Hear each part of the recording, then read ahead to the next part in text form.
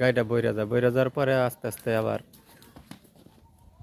একটা হার বাছুর হয় যেটা ওটা হওয়ার পরে তারপরে এটা তারপরে এটা মোটামুটি একটা টিম তৈরি হয়ে গেছে গা। তো সবাই যদি একটা করে গরু গ্রামের বাড়ি পালতে পারে কষ্ট করিয়া তাহলে টাকাটা কিন্তু অনেক সঞ্চয় হয়। ধন্যবাদ।